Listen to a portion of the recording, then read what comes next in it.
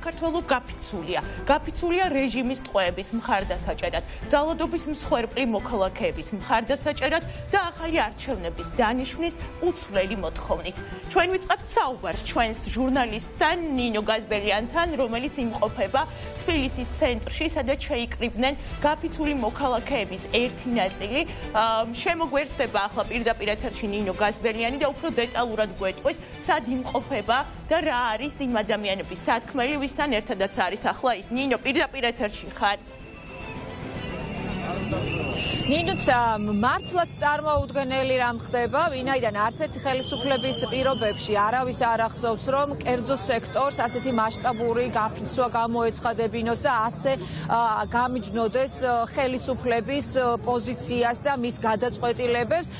დღეს შენ უკვე ჩამოთვალე იმ კომპანიების მცირე ჩამონათვალი გააცანი ჩვენს მაყურებელს, რომლებიც უერთდებიან გაფიცვას, თუმცა რიცხვი საკმაოდ ბევრი არის, დაახლოებით 400, თუმცა იცვლებოდა ეს მონაცემებით, რომლებიც უერთდებიან დღევანდელ გაფიცვას და ისინი ფიქრობენ, რომ ახლა არის ის დრო, როდესაც ყველამ უნდა გამოთქვას საკუთარი პოზიცია, უნდა გამოხატოს და არ შეეგუოს იმ ძალადობას, რომელიც იხილა საზოგადოებამ ბოლო 2 თვის განმავლობაში და რომელიც ისევ გრძელდება, ვინაიდან ჩვენ ვნახეთ გუშინ როგორ გაუსწორდნენ ჟურნალისტს ზვიად ქორიძეს და ასევე ყოფილ პრემიერს ქართული ოცნების ყოფილ მაღალჩინოსას გიორგი გახარიას და ამას ასევე წინ უსწრებდა ის სასამართლო პროცესი, როდესაც უკვე სისხლის სამართლებრივი დევნა არის დაწყებული მზია ამაღლობელის წინააღმდეგ და მას აღკვეთის ღონისძიების სახით ჩვენ ვნახეთ, რომ პატიმრობა შეეფარდა და მოსამართლემ პრაქტიკულად შეიძლება ითქვას, რომ სრულად გაითვალისწინა ბრალდების მხარის შუამდგომლობა და ის პატიმრობაში დატოვა. ეს ყველაფერი კი დაიწყო, შეიძლება ითქვას, რომ მზიას დაკავება მოყვა იმ სტიკერების გაკვრას, სადაც იყო წარწერა იფიცება საქართველო და რომელ სტიკერებზეც დაანონსებული იყო სწორედ დღევანდელი ღონისძიება, რომ დღეს 3-დან 6 საათამდე გაიფიცებოდა ძალიან ბევრი კომპანია და როგორც თქვი, ეს კომპანიები ამბობენ, რომ აუცილებელი არის ახლა ყველამ საკუთარი პოზიცია ღიად გამოხატოს და გაჩუმების დრო არ არის. მე ვკითხავ აქ მყოფ მოქალაქეებს, რატომ უერთდებით თქვენ ახლა ამ აქციას? აქ ძირითადად არიან მოქალაქეები, ასევე მცირე მეწარმეები, თვითდასაქმებულები, ინდმეწარმეები და თქვენი სათქმელი რა არის?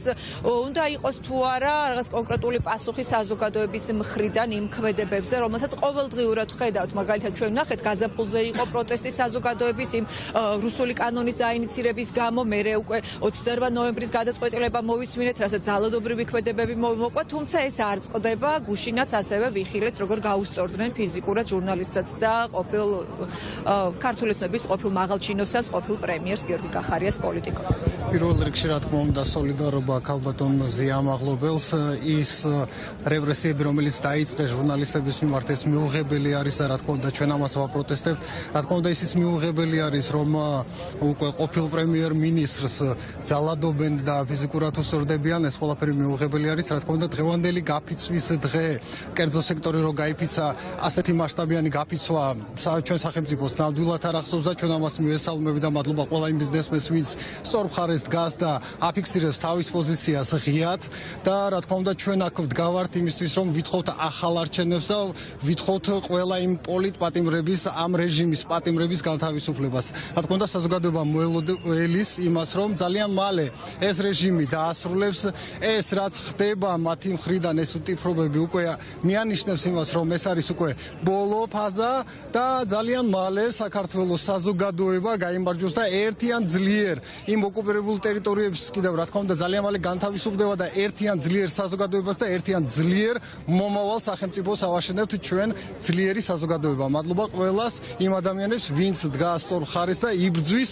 ერთიანი საქართველოსთვის. ძალიან დიდი მადლობა. თქვენ რა სიტყვით, თქვენი პოზიცია რა არის? აი აქ მოსვლის და რა უნდა იყოს საზოგადოების ნაბიჯები, აი იმ გადაწყვეტილებებზე, რომელსაც ხედავთ და იმ ძალადობაზე, რომელსაც ხედავთ თითქმის ყოველდღე. ჩემმა წინა გამომცემლმა იმდენად ამომწურავად ისაუბრა, ალბათ არ ვიცი რა უნდა დავამატო, უბრალოდ ერთი რამ ფაქტია, რომ მთელი ქართული საზოგადოება არის შეკრული ერთ მუშტად და ესე ვთქვათ პრინციპულად აფიქსირებს პროტესტს ესე ვთქვათ გაყალბებული არჩევნებისთვის, პროტესტს ძალადობისთვის, პროტესტს ესე ვთქვათ განუკითხაობისთვის და ასე შემდეგ და ასე შემდეგ. პირველ რიგში სოლიდარობა მზიამაღლობებს, სოლიდარობა იმ ესე ვთქვათ პოლიტპატიმრებს, ვინც დღეს არიან დაპატიმრებული და არიან ტყვეობაში პრაქტიკულად de facto ხელისუფლების მხრიდან და ასევე სოლიდარობა იმ ესე ვთქვათ ადამიანებს, ვინც გაიარა ეს რეპრესიები და მათ შორის იგივე ყოფილ პრემიერს, ესე ვთქვათ, რომლის წინააღმდეგაც ესე ვთქვათ, ესეთი გაუგონარი ანგარიშორება მოხდა, იგივე ზვიად ხორიზეს და ასე შემდეგ. ეს ყველაფერი უკვე ძალიან ესე ვთქვათ კრიტიკულ ნიშნულს უახლოვდება და ჩვენი ღრმარწმენით ეს ყველაფერი ძალიან მალე მორჩება და ეს მორჩება არა კონკრეტულად რომელიმე პოლიტიკური პარტიის გამარჯვებით, ეს არის საზოგადოების გამარჯვება და საზოგადოება აუცილებლად გაიმარჯვებს ბოროტებაზე, გაიმარჯვებს დამყრობელის წინააღმდეგ, ოკუპანტის წინააღმდეგ და ეს იქნება სრულიად საქართველოს გამარჯვება. ძალიან დიდი მადლობა. მოქალაქეები აქ საქართველოს დროშებით, ასევე ევროკავშირის დროშებით არიან მოსულები. მე კიდევ კითხავ აზრს ერთ-ერთ მოქალაქეს, რომელიც არის ასე აქ მოსული. თქვენი სათქმელი რა არის, რას ეტყობთ ქართულ ოცნებას? ჩემი სათქმელი რა, უნდა გადაშენდეს ეს თავრობა და წავიდეს აქედან. ახალგაზრდება უნდა წაიყვანო სულ ყველაფერი გარდათ. მადლობა.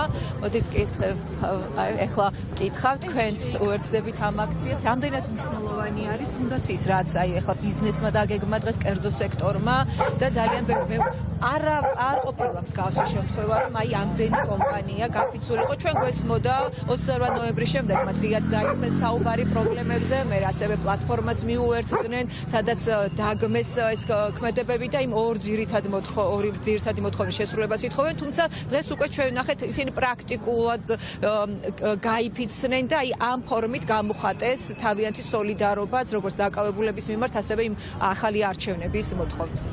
ხო, გაფიცვა არის ერთ-ერთი ყველაზე მძლავრი ხერხი იმის, რომ ვაჩვენოთ ჩვენს de facto ხელისუფლებას და ასევე ჩვენს თანამოქალაქეებს, რა დაემართება ქვეყანა იმ პირობებში, თუ ისევ გავაგრძელებთ რუსული რეჟიმისკენ სწრაფვას. და ძალიან მნიშვნელოვანი იყო ეს. მე გულწრფელად რო გითხრათ, ველოდებოდი ამას, იმიტომ რომ იმხელა კრიზისში შევედით უკვე. შეიძლება მომავალზე ვსაუბრობთ, მაგრამ უკვე ისიც უნდა გქონდეს გააზრებული, უკვე შევედით ამ კრიზისში და მერე უფრო გართულდება რაღაცები და იმ კრიზისთან ამოსვლა იქნება უფრო რთული. და ძალიან მნიშვნელოვანი იყო ის, რომ ბიზნესებსაც გადაედგათ ეს ქმედითი ნაბიჯი და არ ყოფილიყო ეს უბრალოდ განცხადება, არამედ ყოფილიყო ნაბიჯი. და ძალიან მნიშვნელოვანია დღესაც, რასაც ვუყურებთ, ძალიან ბევრი კომპანია გაიფიცა, ძალიან ბევრი უბრალოდ ფრილანსერებიც გავიფიცეთ, ვინც სახლიდან მუშაობთ, მაგრამ მაინც და ჩვენც ვართ მნიშვნელოვანები ამ შემთხვევაში და მგონია, რომ ეს იქნება ერთ-ერთი ყველაზე მნიშვნელოვანი ნაბიჯი. მიუხედავად იმის, რომ ეხლა არის გამოფრთხილებელი გაფიცვა, მგონია, რომ ესეც გამოიღებს შედეგს და ბევრი ადამიანი დაინახავს, რა შეიძლება დაგვემართოს. ძალიან დიდი მადლობა ნიცი. მოქალაქეები რჩებიან რესპუბლიკის მოედანზე და ყველა უერთდება იმ ძირითად მოთხოვნებს, რომელიც აქვს საზოგადოებას.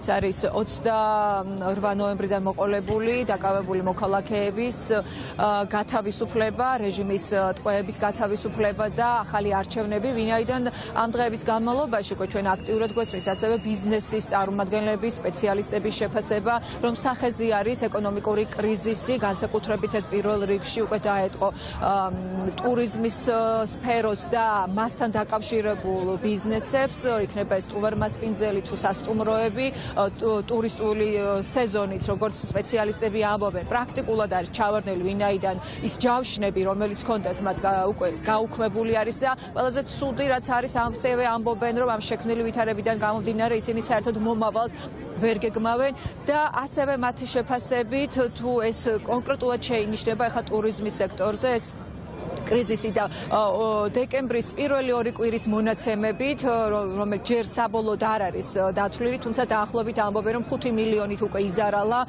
ტურიზმის სფეროში დასაქმებულმა კომპანიებმა იზარალეს და იმისათვის, რომ ეს კრიზისი უფრო გლობალური არ გახდეს, აუცილებელი არის ქვეყანაში ცვლილებები, ეს ცვლილებები კი პირველ რიგში არის სწორედ რეჟიმის უკანონო დატყვევებული ადამიანების გათავისუფლება და ახალი არჩევნები, რომლის გარეშეც წარმოუდგენლად მიაჩნიათ როგორც მოქალაქეებს, ასევე ბიზნესის სფეროს წარმომადგენლებს, რომ ქვეყანაში განიმუხტოს ვითარება, ამიტომ აუცილებელი არის, რაც შეიძლება დროულად შესრულდეს ეს მოთხოვნები იმისათვის, რომ უფრო აქტიურად დაუბრუნდეს საქართველოს ევროინტეგრაციის პროცესსაც და რაც შეიძლება მალე შეიცვალოს ხელისუფლება და სათავეში ქვეყნის მოვიდეს უკვე პროევროპული, პროდასავლური სწორი ღირებულებების მქონე ძალა.